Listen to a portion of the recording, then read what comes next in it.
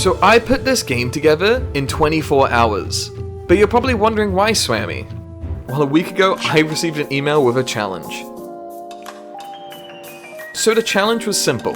Make a game in 24 hours, okay, maybe not so simple, where you're a Japanese convenience store worker and you have to serve up to 5 customers per day within the time frame set.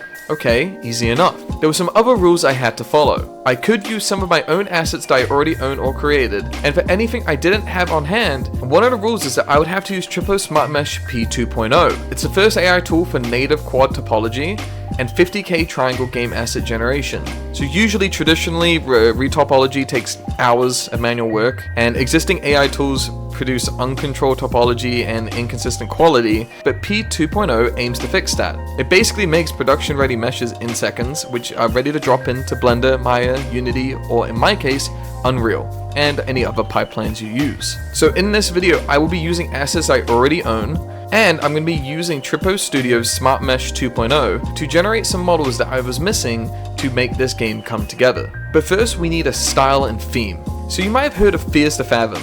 It's a horror game that have this really unique PlayStation style, PSX is the term, I think, art style. And I was a really big fan of that. And in some weird way, I found it cozy. Maybe that makes me weird. But I really thought it would be cool to take that art style and then try to see what we can make with that. So I had a filter already that I owned on Fab, and some assets I already owned too that I could use already to build a starting foundation. But I was missing the convenience store, characters, and props that I would need to make this game come to life. So to create this project, I need a base foundation, and in this case, I'm just using the top-down template that comes with Unreal Engine when you install it. I felt this would work great because I think this art style really benefits from a top-down or isometric angle, and I didn't want to copy the Fears to Fathom sort of PlayStation X style that you've seen a lot of where it's in first person. So in this case, I wanted to try something a bit different. The way the top-down template works is you have a top-down character that you can click to move around, or you can click and hold to move around. All I have to do is set up a navigation mesh in my scene to allow my character to click somewhere to move. And this will be important later for when I add the NPCs who are going around shopping around the convenience store.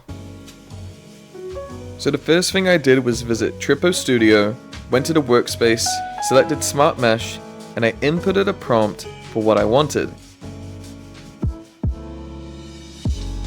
I made sure that I was selecting the P2.0.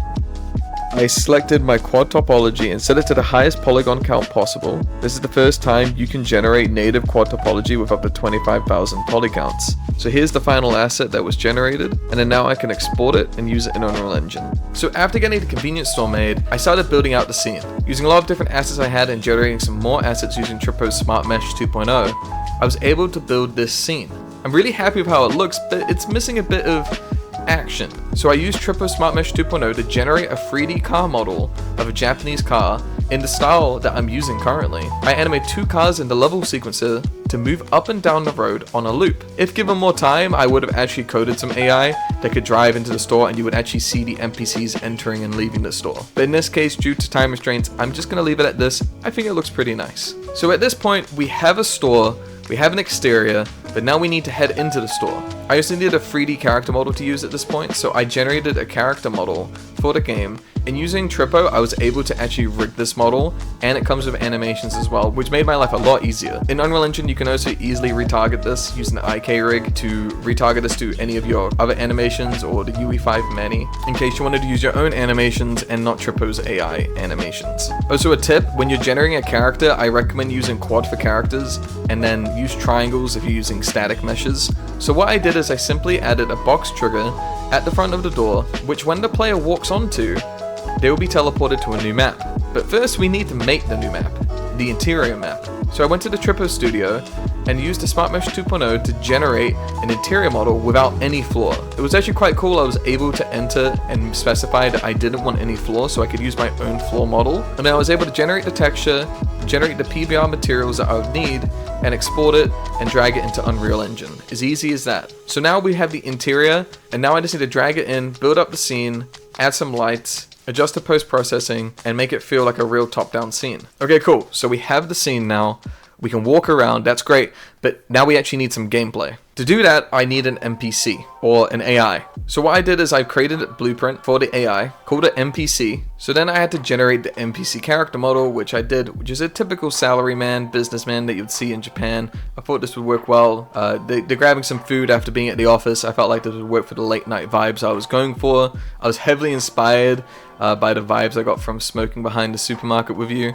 Really good anime, highly recommend you watch it. So with that, I got the character, put it in the scene. It was already animated from using Tripo Studios' smart rigging, and I assigned a walking animation. And then I simply made these different points, these different blueprint actors that I can place around the supermarket, and these are different locations that our AI NPC will go to when shopping. So what I do is I basically tell the AI, okay, you want to go shopping, cool. This is a random number of places you're going to go visit these aisles, and once you've stood there for a bit, each little section grabbing some stuff, you're going to make your way to the checkout, which is another blueprint actor it goes to. At that point, when the AI gets there, we need the AI to tell us, hey, excuse me, I need to be served, thank you. So what I did is I added a widget above the character's head, letting us know that, hey, you need to go deal with this customer, they're waiting for you. And with that, I added a simple overlap. When you walk over to the checkout while someone's waiting to be served, you'll check out for them and they'll be given a plastic bag, which I also use Tripo Smart Mesh 2.0 to make, and they'll walk out the store,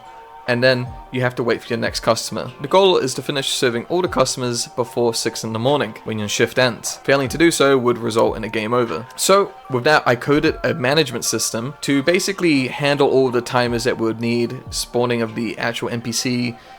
In the future, I would have loved to have added it that you could have multiple customers in the store and then maybe a mini game for having to actually serve the customers, because currently all you do is you walk up, simply check them out nice and quickly, which is convenient for you as the player, but it obviously would get boring pretty quickly.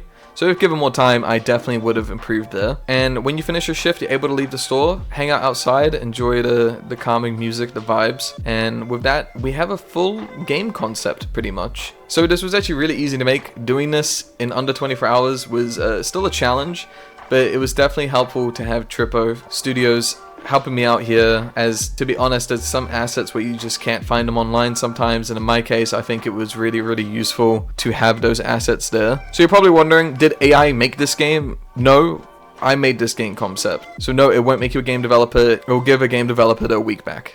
And with that, here is the final product. Enjoy.